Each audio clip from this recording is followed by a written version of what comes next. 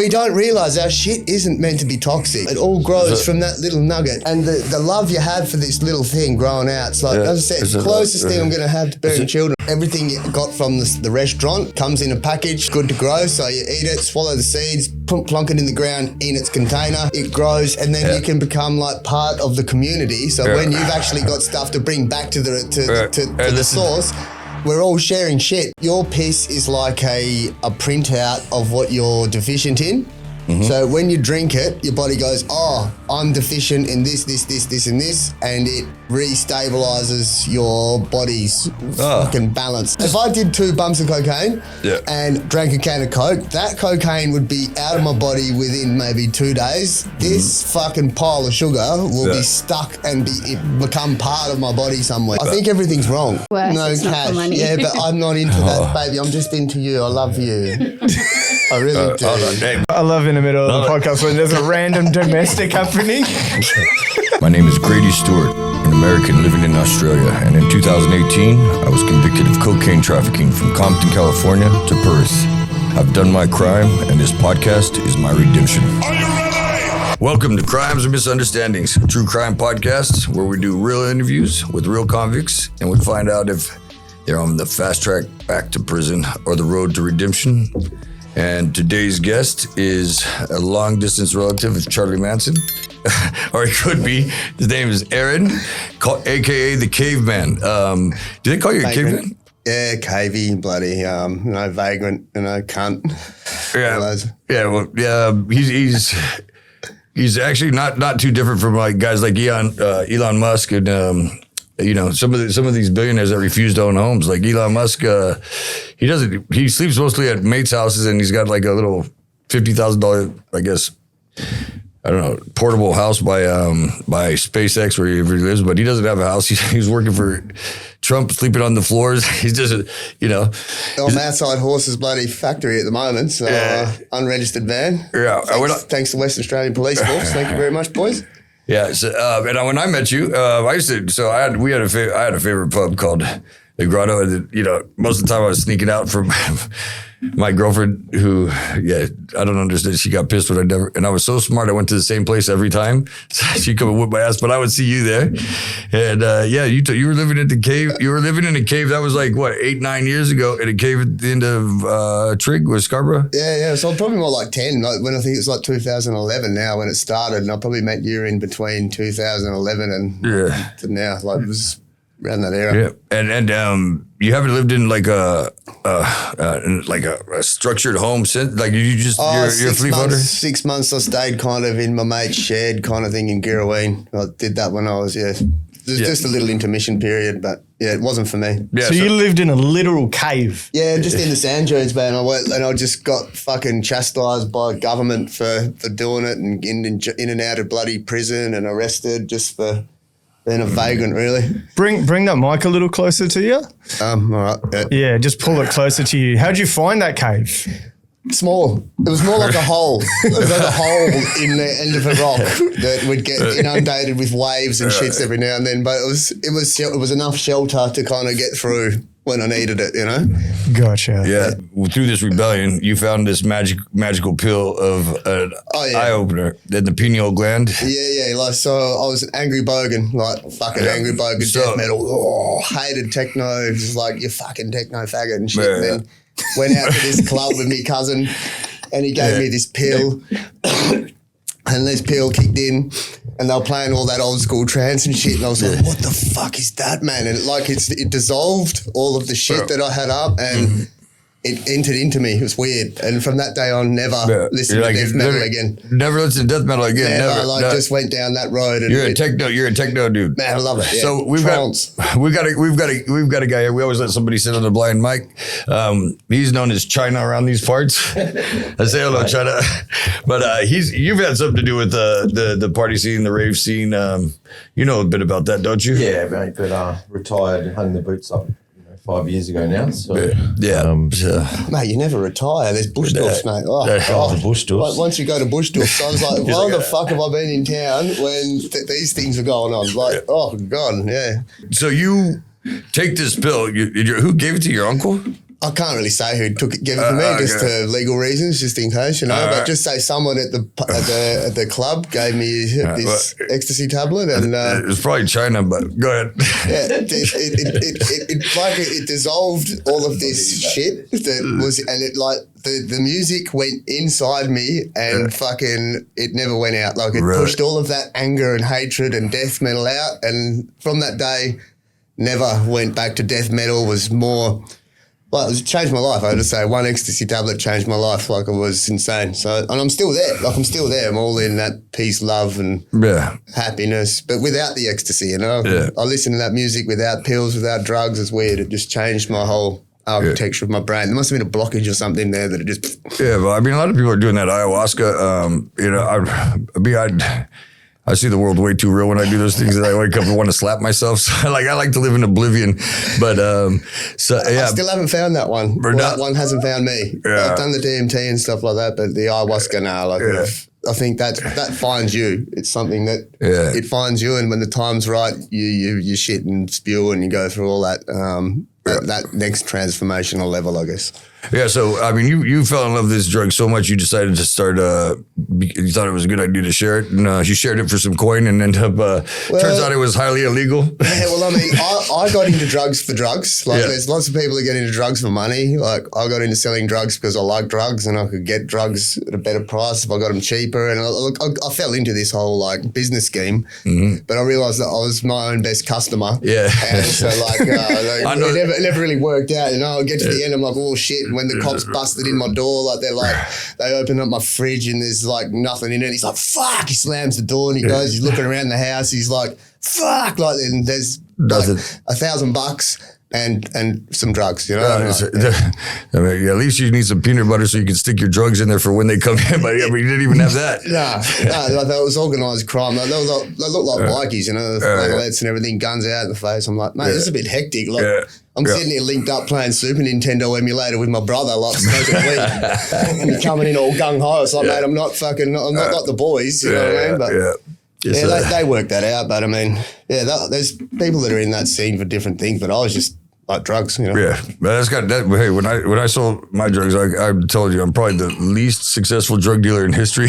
I mostly traded it for dates, because my face is in desperate needing of a high quality panel meter. So that was fixed with a big bag of white. But definitely nothing organized about what I was doing.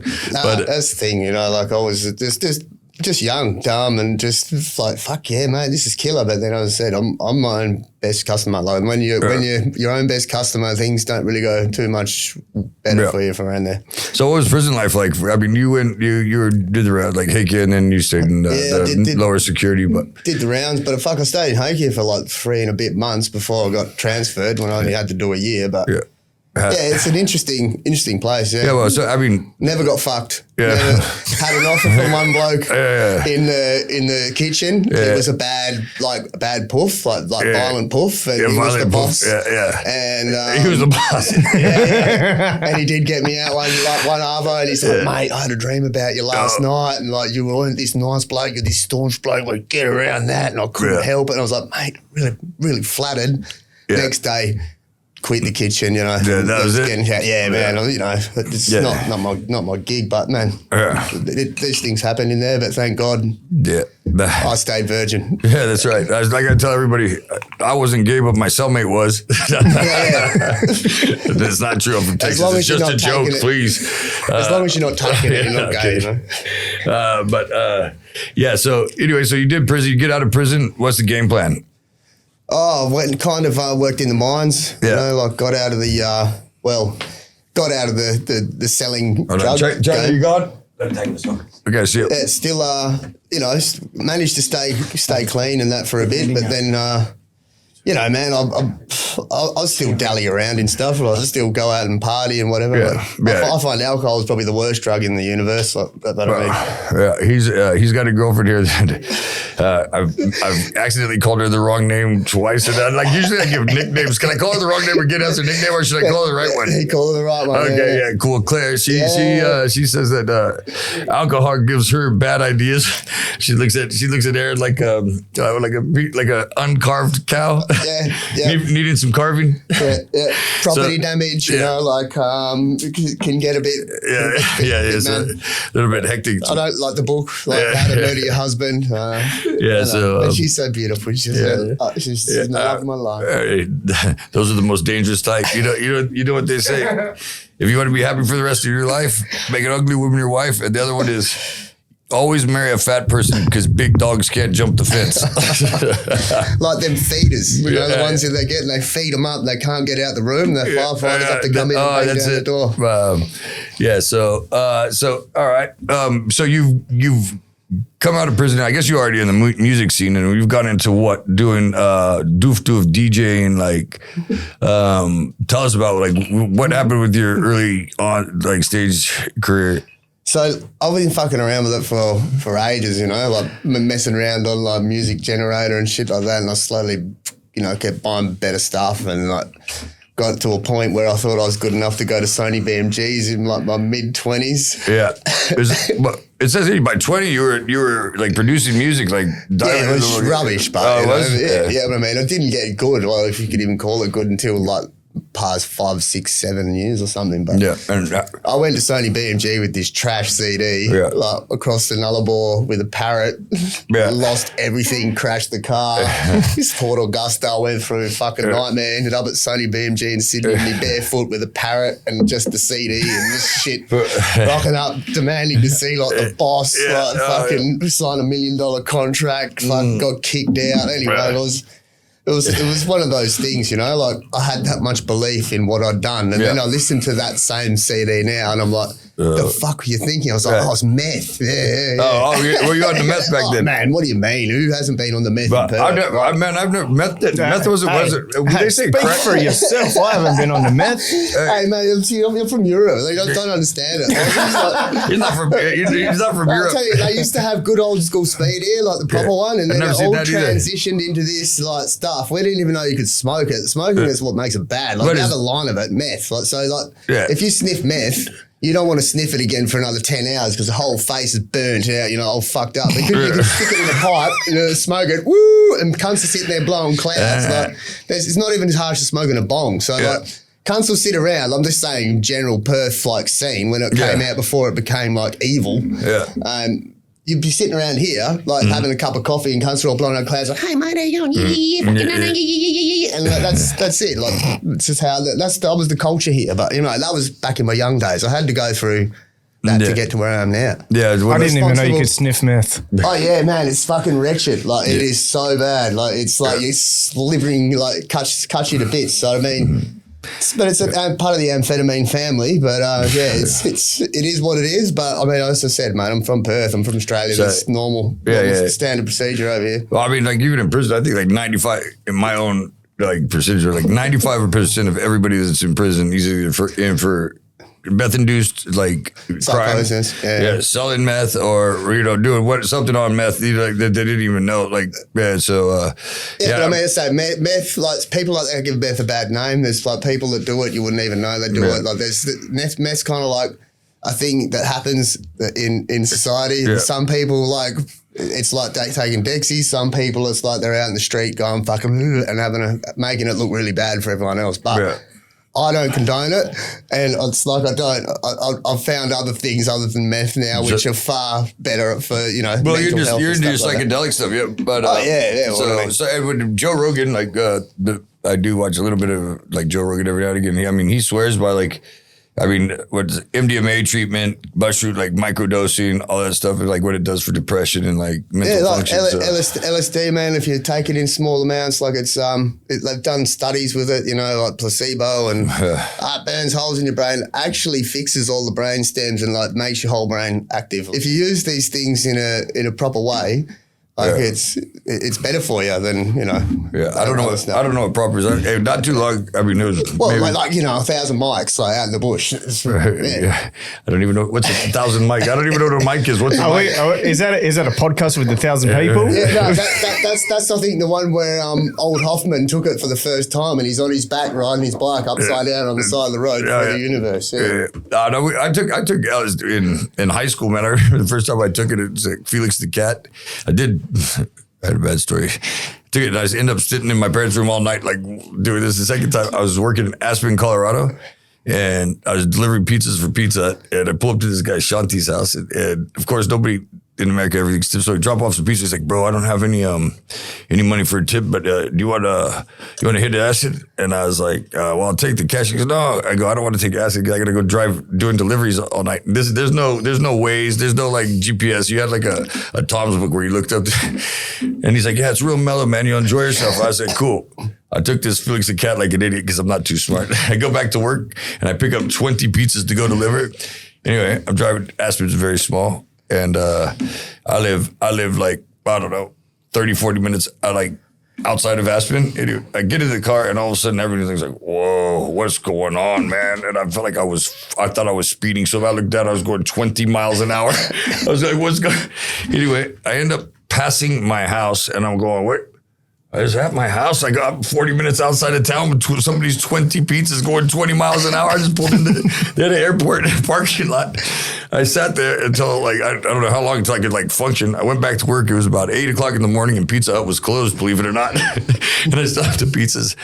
And I couldn't understand why my boss fired me, but you know. It's a time and a place. I think that was the last time I intentionally took acid. You know, it's okay. Like, it's better if you're in a natural place. Like if you're out in the forest or at the beach, like you either feel the sand better, more, you're breathing, it's like you look at the trees and more, I don't know, it's something more earthing than, like, you don't want to be in a club somewhere in Metropolis because you can it's a bit crazy. Yeah. Right. Yep. And so do you do it regularly? I mean, you microdose and like.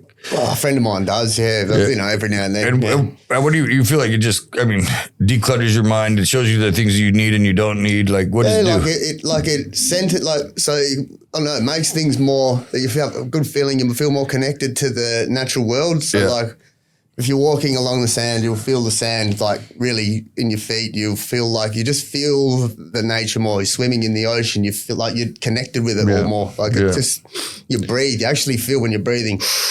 Yeah.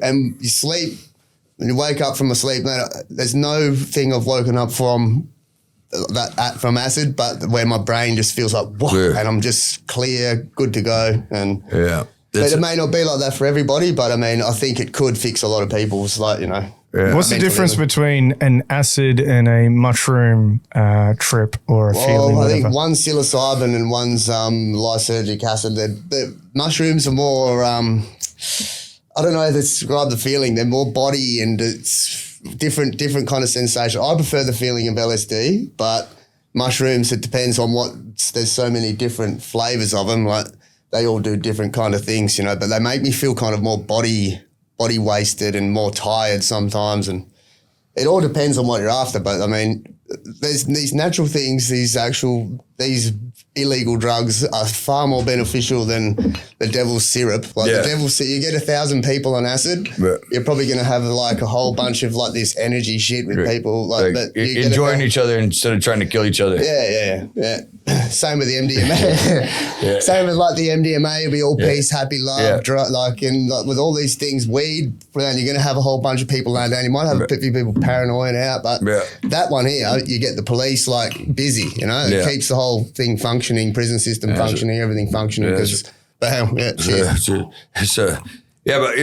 anyway, so you end up like going off, starting learning music, and later on in your 20s, you said, you know what, I'm gonna go to uni and study actual music. Like, right? What was it? Audio production? Yeah, like audio engineering, and I did a double major with video as well, so I could make stupid little videos with the music and stuff. But end up getting kicked out like right at the end when I'd finished pretty much all of my audio units, and then had a few of my video ones to go, and I had a fight with the vice chancellor because that's when I was living in my van and lost the van because I was fighting with the city of Stirling because I was parked up down in Scarborough and they didn't like it. So I got caught sleeping a couple of times in like the music studio in uni, and then like the vice chancellor. So I ended up in this state administrative tribunal fighting him.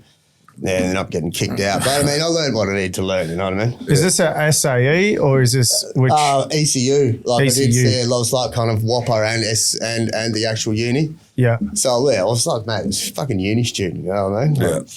So, I mean, literally, you You have a fighter spirit. I mean, you're like a fighting hippie, man. You love to fight, but you like to fight government and authority. Well, I don't like to fight, but if they come at me, I'm like a goat. You know what I mean? I just keep butting back. Like if they leave me alone, I don't want to go. But if they coming at me like bullies and surrounding me like fucking, I'm like, fuck you. Let's go then. Like, we'll see how I've wasted. Well, I wouldn't say wasted, but I've spent a lot of time in the courts for over 10 years fighting these we call monsters, and I've had quite a few wins. I had one big loss in the Supreme Court, but I've got more coming up now, which I'm going to. But you got charges coming up, or more fights? I've got. I've actually got an infringement that I was waiting for from the city for like 10 years, and they finally got me with a camping charge instead of just arresting me for failing to move on and put me in jail. So I've been waiting like 10 or 15 years for that one.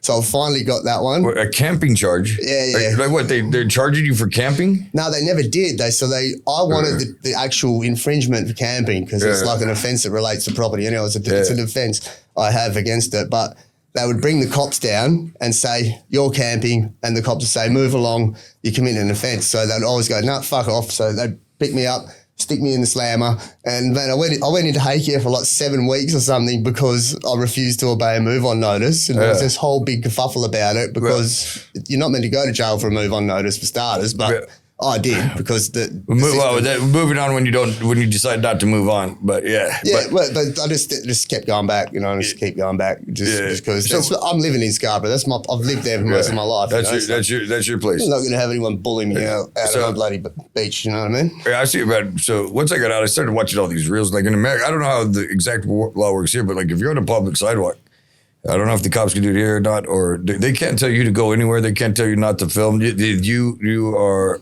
a citizen, you can, that is your sidewalk. They can't tell you to move. They can't tell you to do anything. If you're in a property, is that like somebody that owns a thing and they tell you to go because it's trespass, yeah.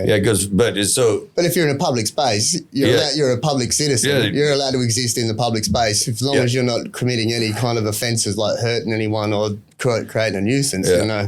These cunts will come hunt me in the middle of the sand dune somewhere. I'll be tucked up in like a little nook in a sand dune. They come down with their fucking like flashlights going, "Hey mate, you're not allowed to be here." And I'll be like, "What the fuck? Who the fuck are you?" And then the coppers would come, mate. It would come down like a force. You know what I mean? I'm like, here we go again. Like dragging me off the beach. Like And so when you were in uni, were you like staying? I don't know. Like in America, they have dorms and stuff. Where you said you're in the van at the end, but like where's it? I was living in a little room up in Walcott Street. That was when I was living in a little box and paying $150. Like it was like a little sandwich box, and I'd just have a little bike ride down to uni and back.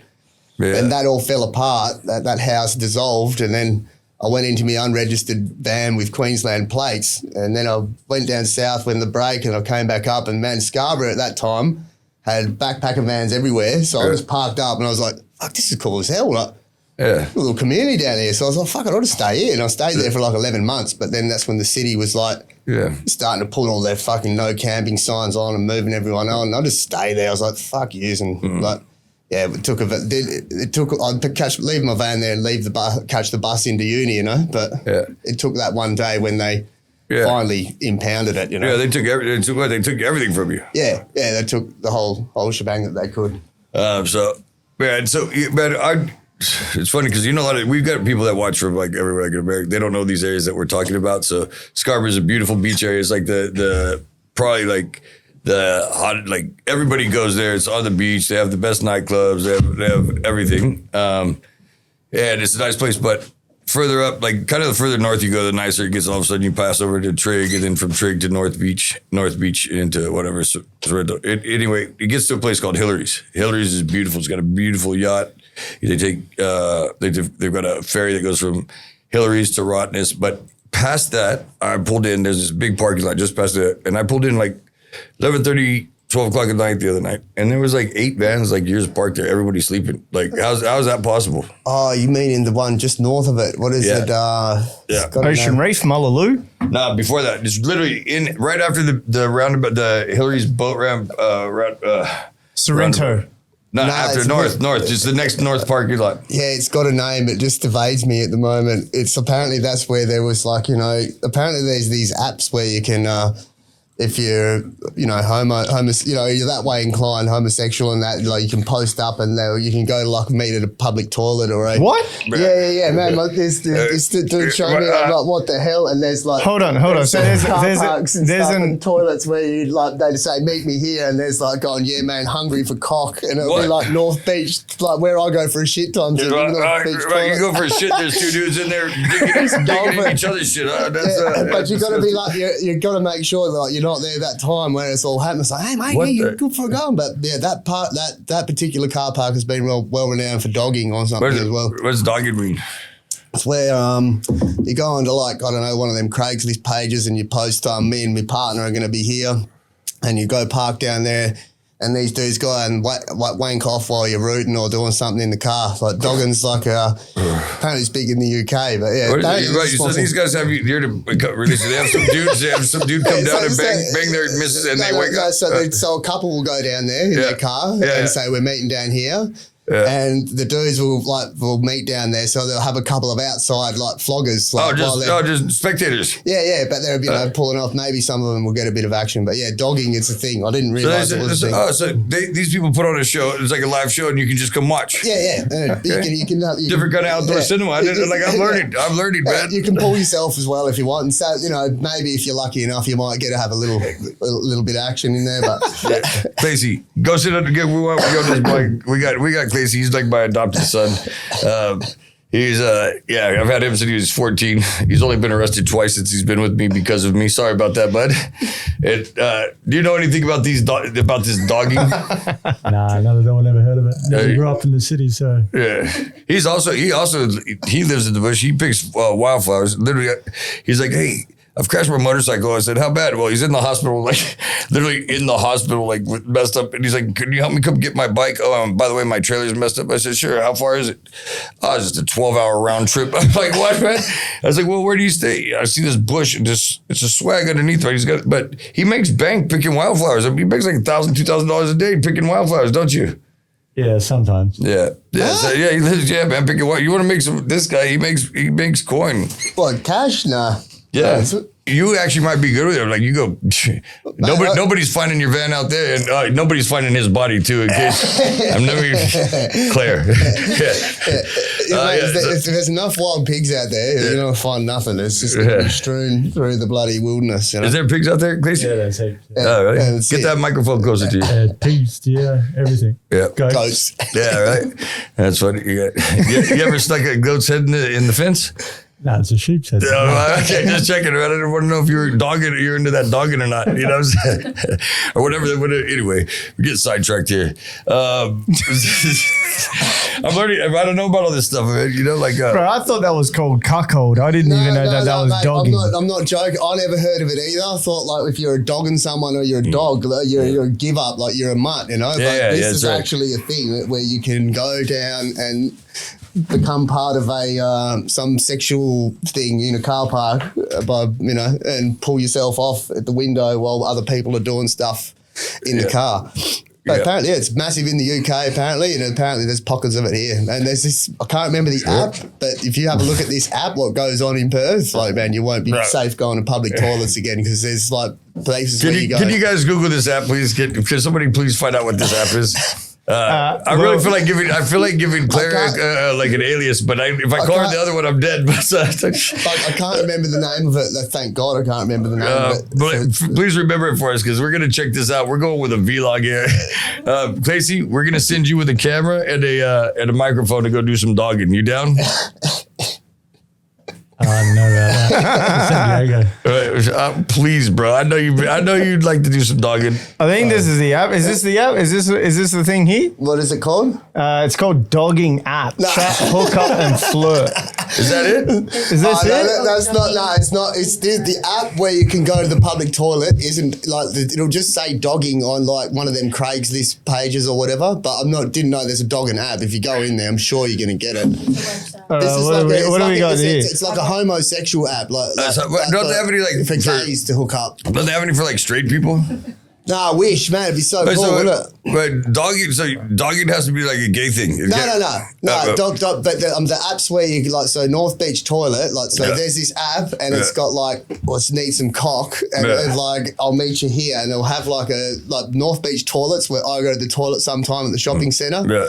It'll be there, and it'll in the North Beach shopping centre. Yeah. There's all sorts of places. I know those. I used to live. Remember, I used to live 4 doors down from there on the ocean. Yeah, I remember we went back to your place and you're lighting a fire on the grass with that thing with fucking like. Man, I don't know what I was thinking back then. I was out of my mind. We live like oceanfront. Like this is the busiest. And I bought a stage for a wet T-shirt contest, and all my neighbors are like 70 years old, going, "What's going on?" But they quite enjoyed it at the time, or at least I thought they did. I don't know. But I feel gay just looking at this shit. But is it Grindr? No, it's not Grindr. It's something so much worse. Like it's something where like, man, like, get that off the screen, bro. They showed me, check this out, and you go on, and it's like, it's not like meet my profile. It's like hungry for cock, and it'll be like a photo of like the North Beach, and it'll have the location on there. North Beach toilets, Trig toilets, or just somewhere really random in society where you would go and literally go and use the dunnies. Yeah. And that's organised for like 12:30, and there'll be a couple of replies on there going, "Yeah, mate, I'll see you there," kind of thing. Okay, can I ask something? So we're looking this up. Yeah. It's a little hard to find. We've typed a lot of things in there. How did you find this app? No, this chick I know had it, and she goes, "Check this out," because she found one of her partners was like on this site, and like by going on this app. And no way. So she found her partner just on the app looking for gay sex. Yeah, like, so it was some weird thing. It was her mate's partner, and she was on the app texting the dude on the app, and he was there, and she was texting him while she was there. It was some weird fucking thing. So it's caught him out basically on the app. But it's a gay site, like thinking. So, all gay. Yeah. Do they have an app where women are like, "Come meet me in the bathroom"? Nah, are we? Like, no, they don't have one. No, I don't reach. I've got my page. Keep trying. No.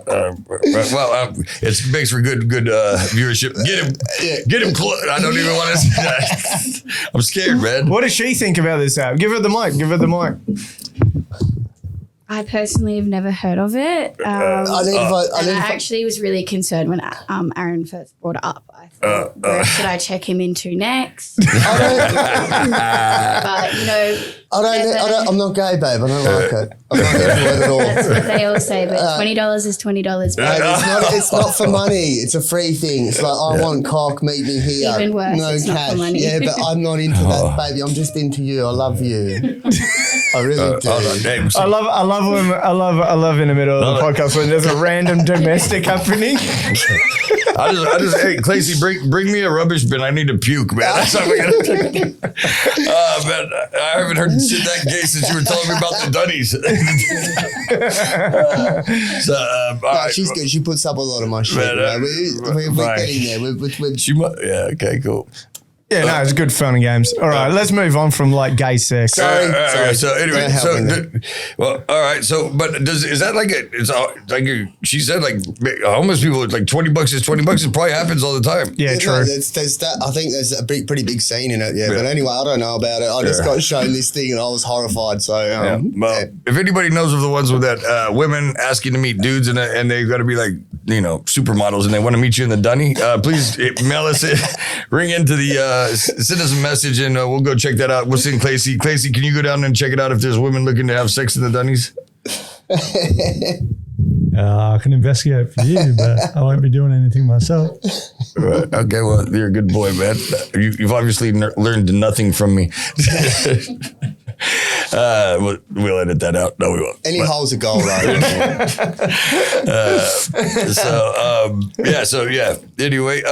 Anyway, so uni, you've been kicked out. Yeah. And ended up going back into prison for a little while and kept fighting these monsters, and then eventually went and got a van from my brother. He gave me a van because it was getting pretty hard, and he gave me his old Merc ambulance. Is that what this is what you're now? Yeah, until the fucking the authority tracked it. Apparently, they're really good at tracking you now with those new cameras. Well, I don't know how your van is painted like black with I don't know, all kinds of shit all over. It's definitely a custom paint job, and it's got like what does it have? Like a mural or something painted around it. Yeah, my friend painted it's like a psychedelic Aboriginal flag on the bonnet. So immediately, Western Australian police love the Indigenous folk, So they see that and they're like, "Woo, what's that?" Amazing they could track that thing too, man. big black Mercedes ambulance painted with Aboriginal psychedelics. That thing is, those are common. Easy to find. The last coppers that pulled me over actually said, "Mate, like that van is." From a copper's point of view, pulled me over. Yeah, it's like even when it is registered, kind of thing. So for me, it's like one of those things. It's so obvious. It's like hidden in plain sight. Like if I was a cop and I saw that, I'd be like, no way would anybody take drugs in this thing because it's too obvious. Yeah, that's right. So but then what? You're a meat eater your whole life, and then all of a sudden, what? You turned vegan. Yeah, I went vegan, and then I went kind of raw vegan for 6 months. Like nothing even cooked.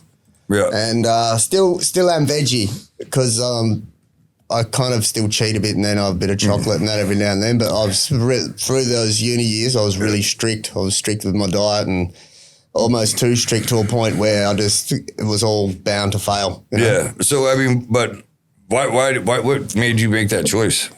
I don't know. I was just cooked one day and I started thinking about where milk comes from. Yeah. And I'm like thinking about it. I'm like, would I fucking chase down a cow and go, hey, it's all good. No, all good, all good. And just get underneath it and I'll fucking start wanking it off into my mouth. Like, no, I wouldn't. But I was like, no, I would not do that. And then not even for $20?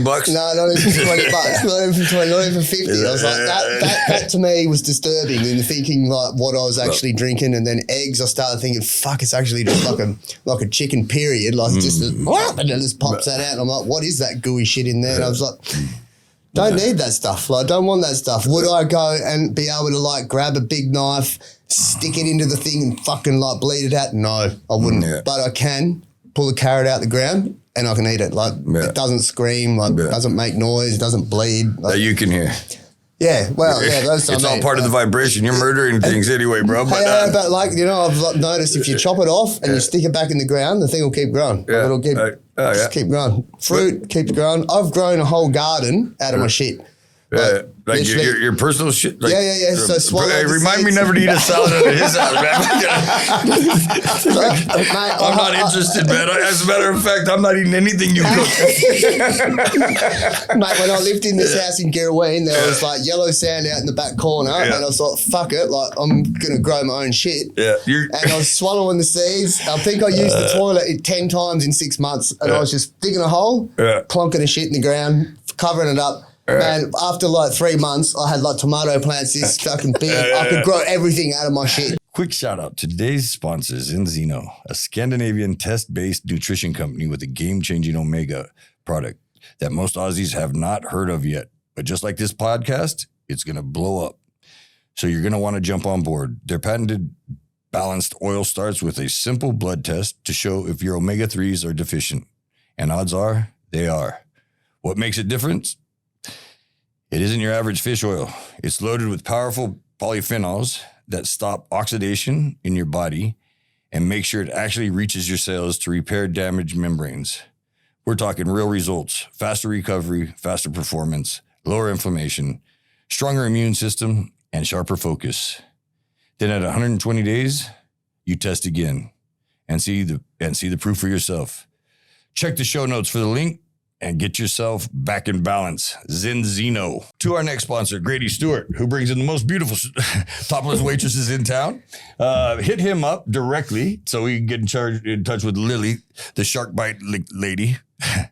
She will happily deliver testy morsels naked. We actually have an email now, crimesofmisunderstanding@gmail.com. But do you know we even actually have a website? Did you know that? You told me not to build one, but I did it anyway. We got an email. It's fine. Yeah, but no, it's actually like Crimes or Misunderstandings that actually has an email instead of Gmail, so we're not so ghetto. But we do like the ghetto, don't we, Lily? Yeah, but then the people can email you. Baby steps. Remember, baby steps. We are a low budget show at the moment. You know how much I made in prison? You are? I got fired from every job I had, but while they were paying me, the most I ever made, $7.20 a day. And that was for like 14 days before they fired me. You can buy one avocado a day. That is not that bad. I could, you could buy one avocado a day. Yeah, that's, you know what? I always like looking on the bright side of things. And it was like no stink because everything it needed was in that little bundle, you know? Like, don't have to put shit on top of it. Like it's just that little bit of nectar. Mate, they were my children. Like think about it. I'm giving birth to this thing. And this thing, I'm growing, it doesn't scream, it doesn't want, I just water it. I'm going, my little baby, you're my little treasure. And they're like, yeah, I know. It's like, Daddy, Daddy. And I'm like, yes, my Remind me not to take any LSD, man. I'm not giving birth to no shits and fats and making them grow. The thing as well is when I was tripping balls, I was like, fuck, if I piss on them with this stuff, like with my effluent from the LSD, I'm going to have psychedelic tomatoes. You know what I mean? They're going to dream it in, you know, like, and it's going to come out. But I thought if I have a paddock big enough, right, and I had the space to do it, after about maybe 2 years, I would be totally independent. I never have to take anyone else's shit again. I just eat my own shit. Other people on the shit train, man, we swap shit. Like it's like coming, hey, what shit have you got? Oh, I've got this shit. We all just join shit, man. We don't have to listen or talk to any of people, like take anyone else's shit because we're self-sufficient, you know what I mean? Off our own shit. Man, there's elephants in the Sahara. Claire, do you eat his shit? No one could pay me enough money ever. What about it? What about the salads of these vegetables and carrots? Luckily, I think I was still in school when this was all going on. Okay. Oh, don't you start that. Oh, my God. We encourage domestic violence in this office, especially when you get it on camera. Feel free to bash him at any time. Luckily, it's not America because she could quite easily have a gun that could get us all. But if it's just a knife, she's just gonna get you. I don't know, man. She's fast. Man. She's fast and she's like really, really like when. Damn! And I got a torn hamstring. I'm meat. I'm a wounded deer. That's it. How much did you weigh before you went vegan, and then what did you weigh after? What are you kind of call me fat now? Well, what are you trying to say? So when I went raw vegan, my new nickname was Bones because I was literally like, you know, when you get those really skinny arms and they're just like skin hanging off them, like because I got really, really skinny. But now I've just kind of back to vego. Yeah, that's a vegetarian. Still got a gut, like, but vegan, you're still like raw vegan, lost heaps of weight. Vegan, you can still eat shit that's cooked and like breads and all stuff like that. So you can still get these bad boys here. You know what I mean? So now that you're vegetarian, you eat cheese and eggs? No eggs, really. Just a bit of chocolate and a bit of cheese. Yeah. So what's a meal like? This episode is brought to us by Hardtech Digital. Hardtech specializes in the design, manufacture, and supply of signage and safety solutions to the construction, mining, oil, and gas industries. The company has an extensive safety sign and safety product range along with safety isolation systems, which are at the cutting edge for positive locking, high reliability, and safety energy use. Hardtech design and manufacturing all types of signs to protect workers and to keep the workplace free from accidents. Sounds good to me. This episode is also brought to you by Ecolux Interiors Pro Fit PVC Solutions. In the world of commercial interiors, Ecolux Interiors Pro Fit PVC Solution stands out by offering an unparalleled blend of style, durability, and affordability. Our premium PVC panels are designed to transform any commercial space, be it a chic boutique, a luxurious hotel, or an imposing high-rise, into a masterpiece of design. Without the hefty price tag typically associated with high-end finishes. Hit up Ecolux Interiors Pro. All right. Good. They sound pretty good, huh? Oh, I think so. You need finance without the bullshit? Yes. Hit up dreamdealer.com.au. He's our man, Jesse. You get your finance for anything you need, from cars to houses to planes to maybe small ammunitions. And we're not serious about everything, but he'll get it financed for you. Yeah, as he said, you can get it on tick. So he'll give you the cash and he'll finance it. Anything on wheels. Plan your trip now. Save with our Perth car rentals, Velocity Rentals. Drive our late model cars for an enjoyable, stress-free travel experience that combines convenience, comfort, and flexibility. Whether you're a business trip or on a leisurely getaway, Our Perth Hire Services offers freedom to explore at your own pace. I tell you this much, you're a better ad reader than Mayweather. I can't believe I can read. What's your meal like? What do you eat? Well, it depends. Last night, what we had falafel. That was a vegan meal last night. So mostly it's bread vegan. And salad, bread. Yeah, like a tortilla. Yeah, some tahini with some salad and some falafel. Yeah. So last night was vegan. It's like very like every now and then. It's like today we had naughty and had pizza. And we should preface that he bought the salad. It was not homegrown. Oh, really? Yeah. Well, I'm telling you, that was just in the day. I'm telling you right. That's her saying, I got to cover myself that I don't eat shit. I'm telling you right now, because he stays in front of horses, and I keep like some of my equipment there and stuff. If I see a garden growing there, I'm concreting it over, man. Concrete's going over that thing, right? I don't want that making its way into my sandwich. I'm telling you right now. It's the actual proper way we should be doing stuff. It's literally growing our own shit. That's it. That's why they say grow your shit, grow our own shit. Yeah. There's places in apparently Africa somewhere where the only reason these palms are growing is because elephants are shat there, and now they can come back and keep eating from these palms that they've made because they fucking shat there, and they've actually populated the place with food bearing trees. You know. Yeah. Right. So we don't realize our shit isn't meant to be toxic. It's supposed to be. You plonk it in the ground. It's got seeds in it. It grows. Like at the moment, we're just getting fucking sheep shit and fucking cow shit put on top of the stuff. Yeah. Nothing's on top. It all grows from that little nugget. And the love you have for this little thing growing out, it's like, as I said, it's the closest thing I'm going to have to bearing children. It's actually, It's sperm is a seed. Yeah. You know, everything. If you claim you can shit in the ground and something will grow, it's a seed. It's a seed. And it grows. It's my shit. That's my child. Can you please time lapse this? I would like to see this happen. Like, go shit in a hole and cover it up, and I want to see the progression of it go through. Like, what comes out of a shit? Is it what you ate the night before, or what? Like, you got to swallow it. You got to be conscious of what you're doing. I've heard some chick going about like to make this. So you put the seed in your mouth and you put it in your saliva, and then it's like got your DNA, and then you plant. It's like no, you swallow it, let it go through the pipe, pock it out. It's got everything it needs in there.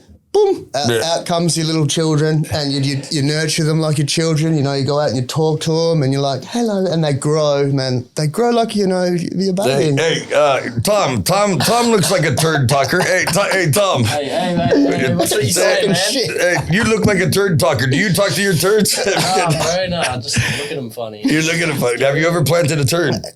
Nah, not yet. Okay, hey, you know what? I swear, I want this time lapse. This would be good. I'm sure there would be a big following. It's like, you know. But I'm telling you, like once you start, like as I said, I just need to go and actually I need to get my health like back to it. Like you need to really go back onto that like seed diet, and then just swallow them, plonk them in the ground, and everyone's a winner. Like you don't actually have one that misses. Like you'll be on plonk, plonk, plonk, plonk, plonk, and then before you know it, you got a whole family. Yeah. Well, I'm interested. You know, I know. So we got Silas. No.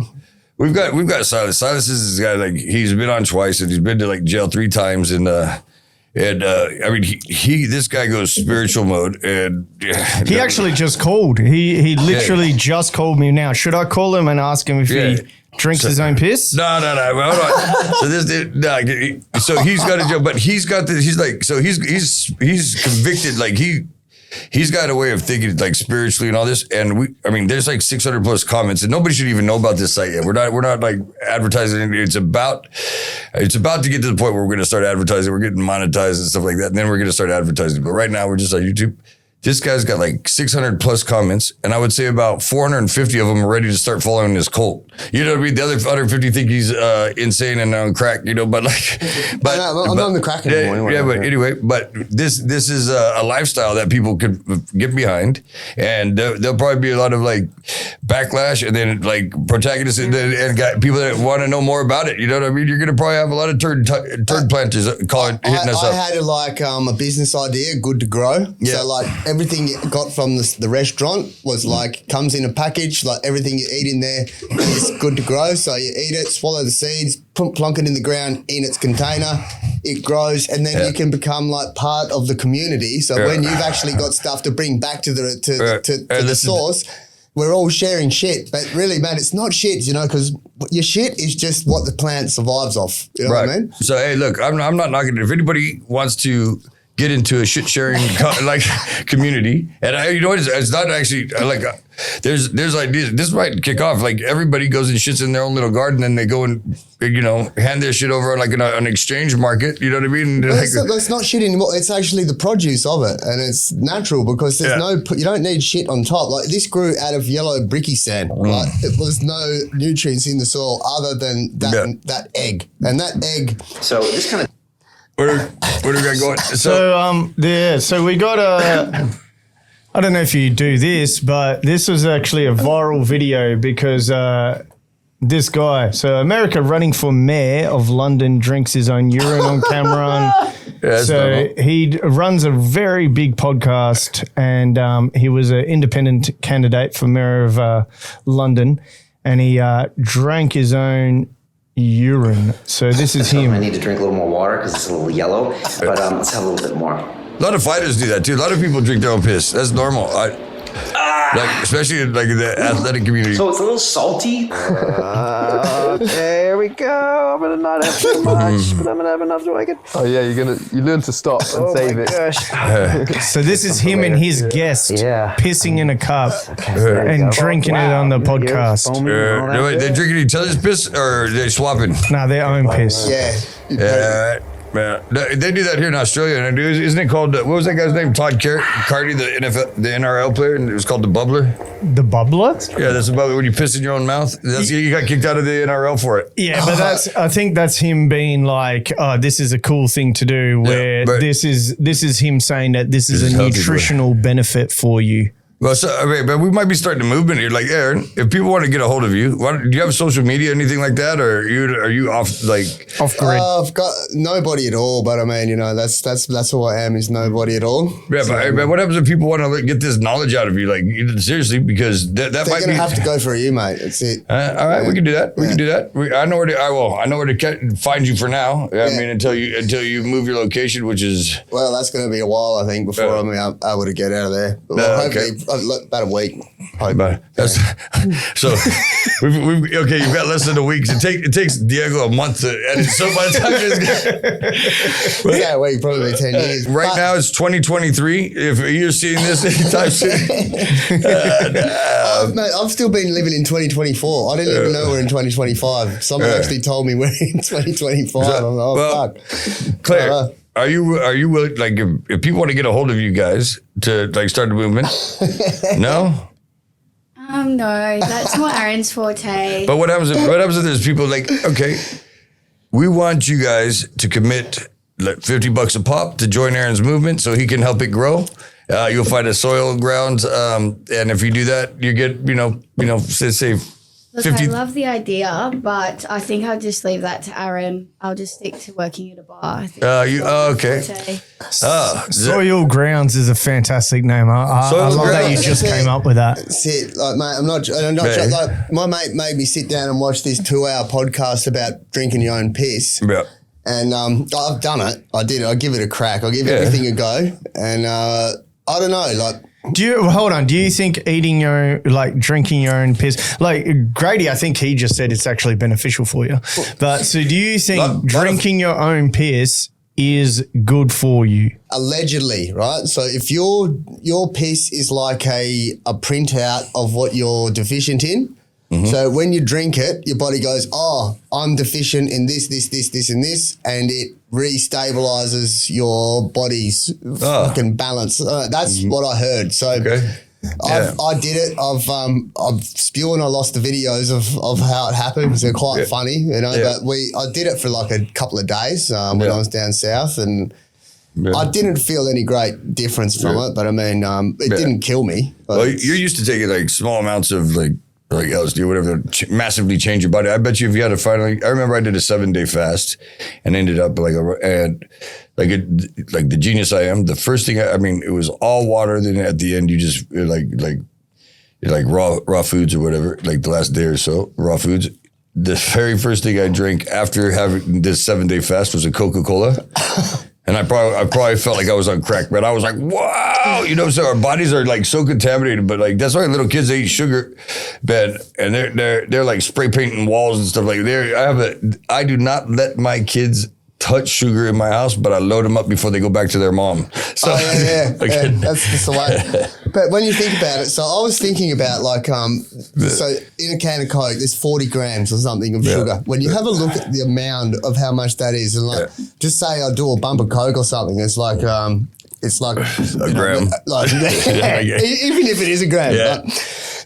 I'm thinking, so what would be harder for my body to process and get out of my system? A can of Coke? Or even a gram of cocaine. If I did 2 bumps of cocaine and drank a can of Coke, that cocaine would be out of my body within maybe 2 days. This fucking pile of sugar will be stuck and become part of my body somewhere. I think everything's wrong. Everything's wrong with that. You know? 100%. Like, how do you? But I'm just trying to remember what an ounce of cocaine looked like. But I remember like at least an ounce is like half an ounce of cocaine is like almost well, it's not quite like an entire Coke can, but it's like almost a Coke can. I think. No. An ounce is less. Like a Coke can's like nearly 2. So if you put 2 ounces of cocaine in an empty Coke can, it'll be full.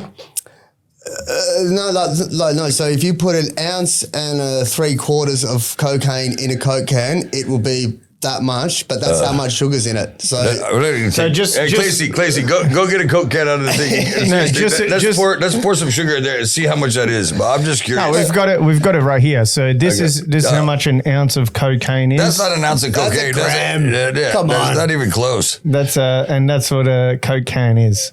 Yeah, what is that? So a gram to but that's how much your body has to process that shit. Those are, you can't really tell how big those are, but like, you can't really say. 1 ounce of cocaine will be about, this one.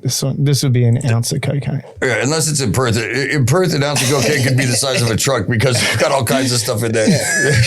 But I wanted to do a study, to actually sit down and go through all the drugs and see, first of all, how much you can have of it. So just say if you have 1 can of Coke, which is 40 grams of sugar, you can neck that in 2 seconds. If you had an ounce of cocaine, how much can you have of it before you say, no, I can't have any more, and how long it takes to go? Ounce of all the different drugs, and so which is the most damaging for your body? I guarantee you that Coca-Cola is the most damaging than everything else, and it will take the longer, become part of your body. It will actually cause you diabetes, where all the other ones will just get out of your body, and you can only have a tiny bit of it. You know what I mean? Yep. But I'm happy to be part of that study and guinea pig. So if anyone wants to do it, I'm happy to sit down, get hooked up to all the machines, do all the drugs, and be like, a can of Coke took 6 days to actually get out of my body.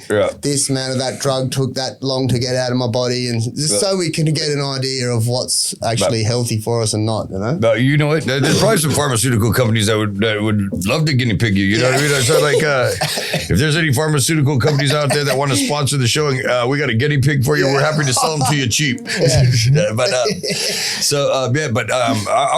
would think they would want a guy like you. You know what I mean? So, mate, I said I'm happy for most things. I want to test the real science around why we're allowed to be given kids and stuff 40 grams of like sugar and caffeine and that in a nice tasty little can. But we're not allowed to consciously do any of these other things, which are probably far less like damaging to our body and to society than they're putting forward they are. Yeah. Meanwhile, I'm drinking the devil's liquor, and I'm starting to get a bit more healthful. Mate, how you going? You know what I mean? We want to get old Claire on some alcohol, man. We're gonna get her the effects of alcohol on bartenders and why bars burn down. But listen, so after. So you went anti-establishment, and this is a pet peeve I have. Was this COVID, like the COVID, and then Diago was, of course, he's Brazilian. So when there's a crime, the Brazilians are best at committing them. So he committed the highest high crime there was. He organized the protests in Sydney, allegedly, and him and his soon-to-be wife were, you had like the TRG kicked down your door and arrested you, was facing 38 years on a protest. Yep. And and then there's you that I was reading. I mean, what happened? You're a massive advocate to no vaccines or. Oh, just no! Don't force me to go and get something stabbed into my arm when, for any other reason. So I was part of all the protests and when I was walking through the city. And one particular time we went down to Langley Park and we were protesting there, and then the local government comes down, you see other people come down, and then, mate, the fucking coppers come down in, force, there's 20 of us, I think, at the end. And we're sitting there, I was like, right, everyone who wants to go now, because these cunts are coming in. Those ones that want to stay, sit down, link arms, and just do not speak to them. When they come in, and these cunts, like the old war movies, they're coming in with this, they're like, hold! This is what they're coming. They're coming in lines with all their fucking masks on and fucking, they're like, come in, hold! And they're just lined up there, and there's maybe 15 of us all linked in here. I was like, just relax, guys. Don't talk to them. Don't get lippy at them. Just hold your ground. When they're going to arrest you for not moving, go peacefully with them. And we're going to fucking flog them, don't worry. And these coppers are rocking up and down they don't know what to do. And they're like, you gotta go. And I'm like, oh, mate, if you're ready, I'm not moving anywhere. However, if you need to arrest me, I'm ready to go. We'll come peacefully. And the few of us that went to court got everything dismissed because they were... Did you spend time in prison? Did they arrest you and detain you? I was in prison for about 6-7 hours and all that. It's enough to get But once it all came through, all dismissed, everything got dismissed, but still haven't dealt with the civil matter with it. And, that can implicate Mark McGowan with misfeasance in public office because he can't direct the police force to go and do something because they're independent bodies. It's come to a point where I think it might need to have to actually happen because revenge is a dish best served cold. The commissioner's now the governor. They're all in different positions now, and fuck, they've been making my life hard. So fuck them. Yeah, well, that Fauci that said there was no what was it called? Gain of cause. Diego, what's it called? Gain of function. Gain of function. Yeah. So apparently there's no gain of function, and now of course they find out that he owned the lab. There is gain of function. He was a big part and owner of doing this. Biden, who actually he did an auto pin, and now they've got guys saying that Biden didn't know what he was doing. Those pardons that for stuff that you've never even been charged with, got pardoned back 14 years and all this stuff. But Biden wasn't even in town when these were getting signed, so those all get voided. But Fauci has now been brought up in charges. I know in Florida, I know for Florida for sure, they're charging Fauci with crimes against humanity. What else is it? Diego? So, the states that have the common sense, they're starting to charge all these vaccine because it shows you're 1,400 times more likely to get cancer now. All kinds of stuff, man. And it's funny because you ask ChatGPT and they're like, this is disinformation. But then you go on there and you have the head of the CDC, the Center for Disease Control in America, and he's like, they just killed your ass if you took it. I mean, he's in Congress giving evidence, and ChatGPT, which is definitely owned by the media, is like, this is disinformation. And they're like, wait a minute, the head for the CDC is in there. Pull up that video, Diego. So over CDC? He's the head of something. I'll pull it up right now. But so Diego, when did you get dismissed of all that shit or what? You had to have. Yeah. So we had the entire Raptor squad take down the studios, and our place was surrounded by about 25 cops, and 2 secret agents, and it cost us about $10,000 to get the lawyers and go up against a 38-year charge, but we ended up beating it all. $10,000. Yeah, it cost because they interfered with your right of political communication. That's ridiculous, isn't it? You in an authoritarian new fucking world order. That's where we're going to be. Is we're not allowed to fart in public if it's against the system. No, that was a fucking fart against the fucking premier, mate. You're going into fucking jail, you know what I mean? No, I heard the tone of it. It's fucking, you're going into jail, mate. Unbelievable. But well done, mate. I reckon it's great. We need people to actually be able to have the brains and the brawn. But I mean, fair enough, Grady, you were getting like that. The way they do it to manipulate you and make hardship that you can't actually go and see people in your family and stuff like to like punish you for not conforming to that. Yeah, like I want to see. I didn't know if I was ever going to see my kids get it. So I said, like, man, they could have put napalm in my veins. I would have taken it because there's certain people that want to be dads, ones that don't. I want to be a dad. Look up Doctor. I think it might be Dr. McCullough. Follow the money and listen to Elon Musk, who's losing money, and Trump, who's losing money to be in power to show what's really happening. Like, autopsies. Open your brain, don't watch the news. Autopsy series published to date. I know because I'm the senior author. Of all the deaths we examined, and we re-reviewed them. We had an adjudication committee. We had ways of arbitration deciding on did the vaccine cause death. The answer is, of these cases that came in for autopsy after vaccination, 73.9% of individuals, it was determined that the vaccine was the cause of death. September 27th, 2021, you will push the vaccine. You will push it in pregnant women and follow all the HHS criteria. And if you don't, we will destroy you. I've presented at the FDA advisory meetings. I've advised companies for decades on this, so I know the regulatory science very well. When a product definitely results in death, and there are thousands of peer-reviewed papers on this, Governor, the COVID vaccines in some people, sadly, result in death. Some on the very first day they take the shot. That must be a black box warning on the product immediately. I just checked the package inserts for the currently available products, the ones that Senator Blumenthal wants to pursue. Sounds like Governor wants to still pursue these. Our FDA still wants them to be administered. They still don't have the word death in the package insert. As of today, they don't. And so Americans are not fairly informed. Do you have any doubt in your mind that the COVID injection caused some deaths? I mean, what do you think of the, 38,607 right now listed on VAERS? What do you think the real number is? And do you have any science to back up your opinion? The best data are autopsies. So in the largest autopsy series published to date, I know because I'm the senior author. Of all the deaths we examined, and we re-reviewed them, we had an adjudication committee, we had ways of arbitration deciding on did the vaccine cause death. The answer is, of these cases that came in for autopsy after vaccination, 73.9% of individuals, it was determined that the vaccine was the cause of death. First author is Holscher and colleagues. He's sitting right behind me. And again, by FDA's own laws, that should be included on that package insert, correct? Immediately in 2021, Dr. Carol Tassetta, working with the Daily Cloud, wrote Peter's Marks in the summer of 2023 and said, where's the black box warning? Where is it? No word from Marks. Dr. Vaughn, you want to weigh in on the informed consent?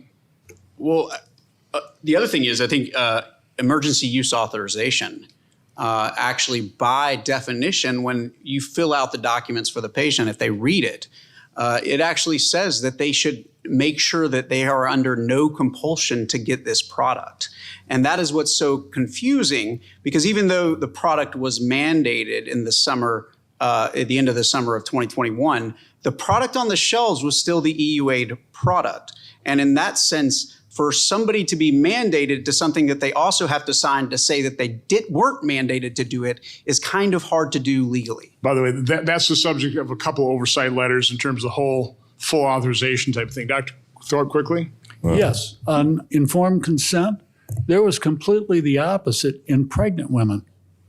HHS appears to have captured the American College of Obstetricians and Gynecologists, and my research team, including Maggie Thorpe, JD, have proven that with the Freedom of Information Act. For a few $1 million, correct? Many $1 million.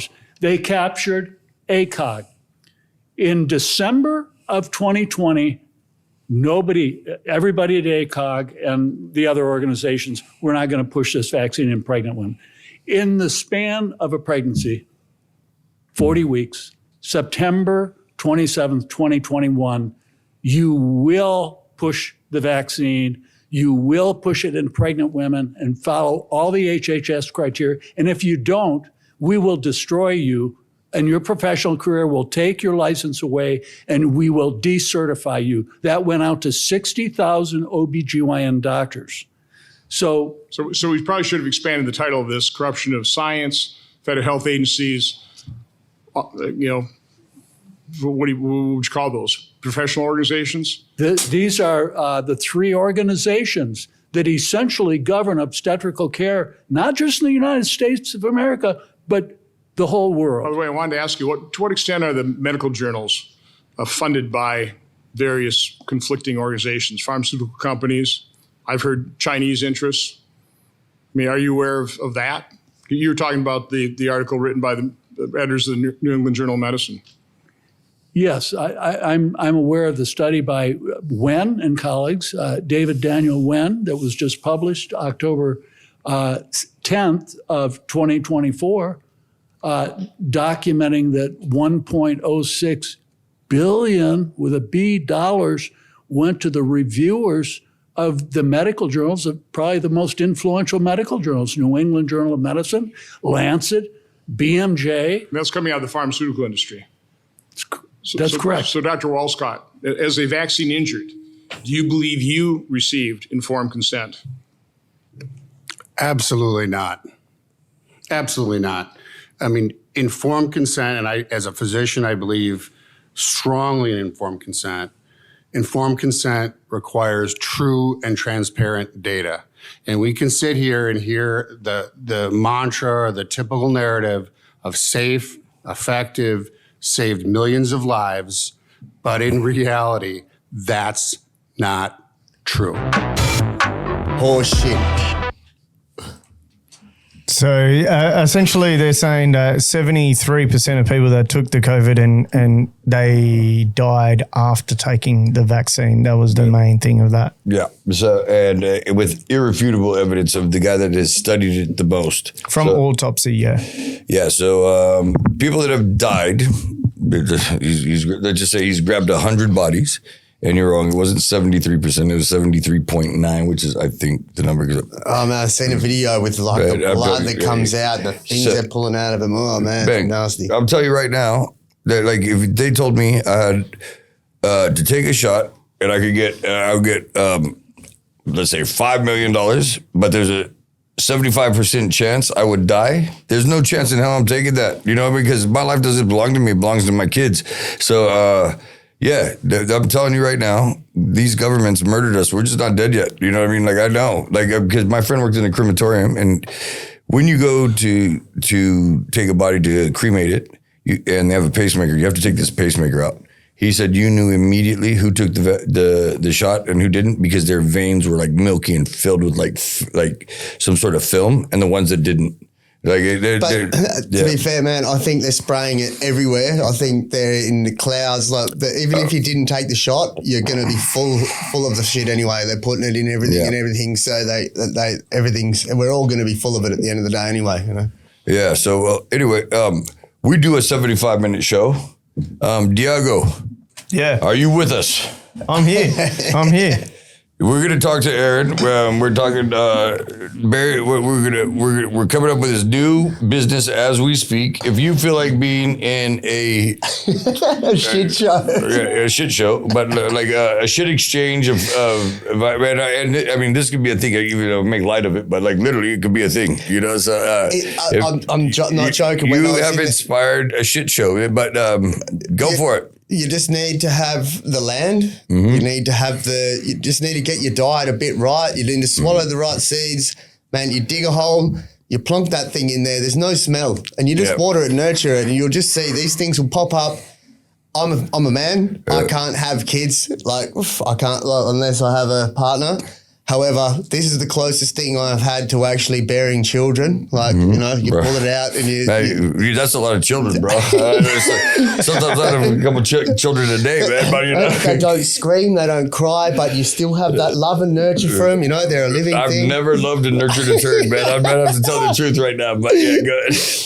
It's not a turd anymore when it has life breathing through it. You know, there's my, and that, man, you can grow anything. Like, I could grow cucumbers, I could grow anything seedy. I've managed to be able to grow it, and it must have my DNA in it if it's passed through all of that muck in there, and it grows. Like, you can put it in anything. It doesn't matter what soil it's in. That nugget, that egg, grows it and turns it into a beautiful new tree, which you think is disgusting, but what do you think stuff grows from? It grows from shit. Like, we put shit. Tom, so we bring Tom in. He goes MIA. He's got this thing called a job, which is, he goes away and works. It's weird. Anyway, Tom, we were going to let you send this. First, you have to say like and subscribe. Like I always tell Diago, we say like and subscribe. And Diago's like, every time you say like and subscribe, there's supposed to be a thing that says subscribe right here. And he tells me I'm the only one that can't see it. But it's never been there. Turns out it's never been there. Tom, tell us how you're marketing, selling turds. And then it says like and subscribe and send us off. Go for it. Sorry to put you on the spot. Don't think about it. Just fucking do it, man. Don't think. How do you end it? How do you end it? Oh, yeah, and don't forget to like and subscribe. Hopefully, Diago puts the button there this time. If not, you're going to have to go and do it yourself. Hey, that's the best I've ever heard, man. Thank you, Tom. What?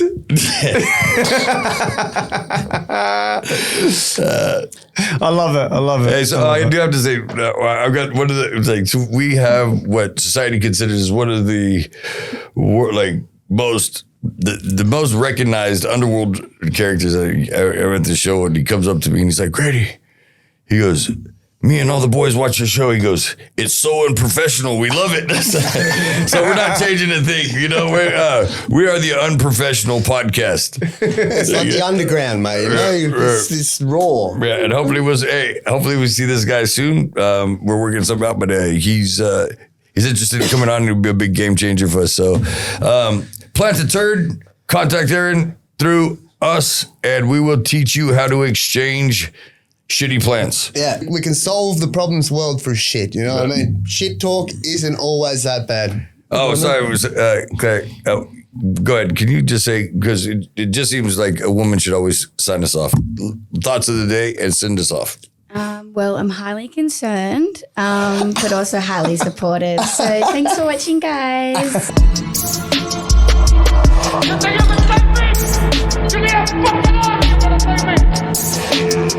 One of the comments was, when I started listening, I thought it was Joe Rogan from Temu. And by the end of it, I thought it was Joe Rogan on steroids. Yeah.